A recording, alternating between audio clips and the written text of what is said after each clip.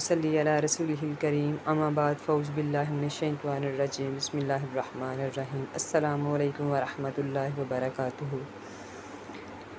क्या हाल है? उम्मीद है कि आप सब खैरियत के साथ होंगे।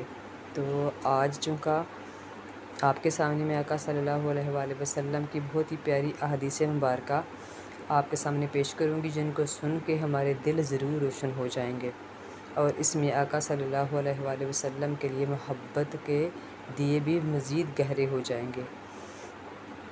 तो सबसे पहले आका सल्लल्लाहु अलैहि वसल्लम की बारगाह में नजराना दुरूद सलाम का पेश करते हैं। आइए सब मिलकर मेरे साथ पढ़िए।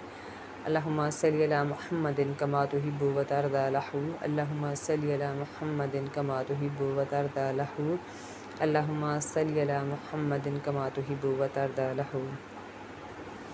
आका सल्लल्लाहु अलैहि वसल्लम की अहादीस मुबारक।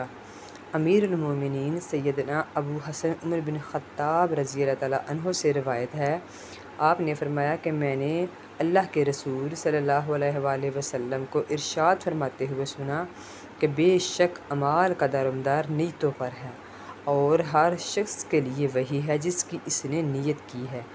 तो जिस शख्स ने हिजरत की अल्लाह ताला और उसके रसूल सल्लल्लाहु अलैहि वसल्लम की तरफ, तो उसकी हिजरत है अल्लाह ताला और उसके रसूल सल्लल्लाहु अलैहि वसल्लम की तरफ है।